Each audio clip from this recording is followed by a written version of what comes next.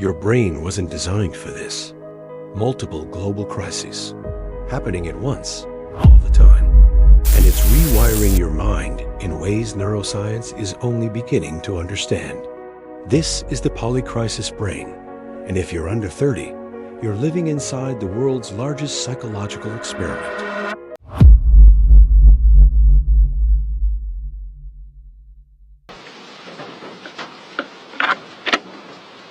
You wake up to notifications about economic instability, scroll through climate anxiety posts before breakfast, read about AI taking jobs while you're still in bed, check your bank account and feel your chest tighten. By 9 a.m., your nervous system has processed more existential threats than your great-grandparents faced in a month. Welcome to the Polycrisis, where global stress is no longer occasional. It's the background noise of existence. Neuroscientists have a name for what's happening inside your head right now.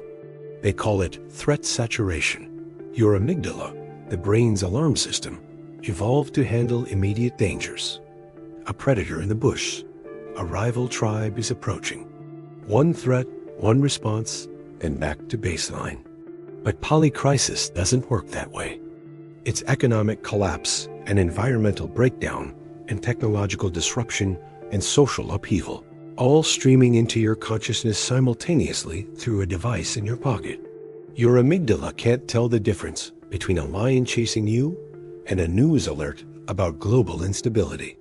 Both trigger the same ancient survival response: fight or flight. Cortisol flooding your bloodstream, heart rate spiking. Except there's nowhere to run from climate change. You can't fight economic uncertainty with your fists. So your brain stays stuck in permanent alert mode. And this is where mental health trends in 2025 become critical to understand. Research from the Global Youth Mental Health Institute shows something unprecedented. Young people today demonstrate stress hormone levels that previous generations only experienced during wartime. But there's no war. There's just everything, all at once, forever. This constant activation is physically reshaping developing brains. The prefrontal cortex, responsible for rational thinking and emotional regulation, develops slower under chronic stress.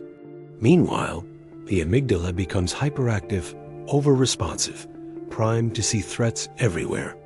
It's not anxiety disorder. It's a rational brain responding to an irrational amount of simultaneous pressure. Psychologists call this rational anxiety, and understanding this distinction changes everything. You're not broken. Your brain is working exactly as designed. The problem is the input.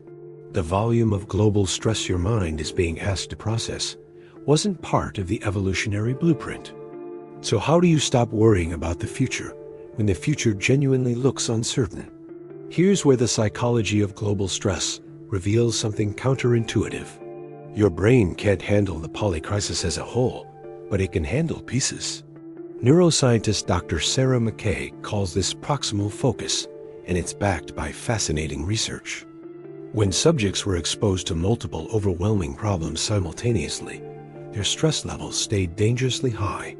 But when those same subjects were taught to zoom into one actionable element at a time, their cortisol dropped significantly. Not because the problems disappeared, but because their brains found something concrete to work with. Your primitive brain understands direct action. It doesn't understand abstract global doom. This is practical neuroscience for everyday survival. You can't solve climate change before lunch, but you can make one sustainable choice today. You can't fix the economy, but you can learn one new skill this week. You can't control technological disruption, but you can decide how you engage with technology in the next hour. Each small action sends a signal to your amygdala. We're doing something. We're not helpless. Stand down from red alert. The second strategy comes from understanding something called neuroplasticity under stress.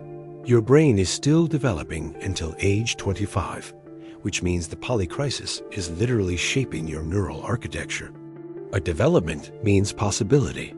The same brain that can be damaged by chronic stress can also be strengthened by intentional practice. Dr. Richard Davidson's research on contemplative practices shows that just 12 minutes of daily mindfulness can measurably reduce amygdala reactivity within 8 weeks. 12 minutes against the polycrisis sounds absurd until you understand what you're actually doing. You're training your brain to recognize that not every alert is an emergency. You're creating space between stimulus and response. You're building what psychologists call stress resilience, which isn't about eliminating stress. It's about increasing your capacity to return to baseline. The third insight is the most important. Connection is a biological stress buffer. When researchers study communities that maintain mental health despite extreme circumstances, they find one consistent factor: strong social bonds. Your nervous system literally regulates itself through relationships. This is called co-regulation, and it's why isolation amplifies anxiety while genuine connection reduces it. The polycrisis wants to make you feel alone in your worry. It floods you with global problems that seem too big for any individual. But your brain doesn't need you to solve everything. It needs you to connect with someone. Share the weight. Speak the fear out loud. Let another nervous system remind yours that you're not facing this alone. The polycrisis is real. The economic uncertainty, the environmental crisis, the technological disruption, all of it exists. But here's what else is real.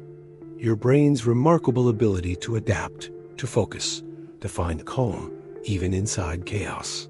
You're not weak for feeling overwhelmed by multiple global crises. You're human, with a nervous system designed for a different world, trying its best to navigate this one. Staying calm in a changing world doesn't mean pretending everything is fine. It means understanding how your polycrisis brain works and giving it what it actually needs.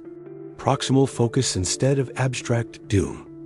Intentional practices that build resilience. Connection that reminds you you're not alone. The world might be facing multiple crises simultaneously, but you don't have to face them all, right now, by yourself. Your brain just needs to know one thing. In this moment, right here, you're taking one step. And one step is enough to turn down the alarm. That's not denial.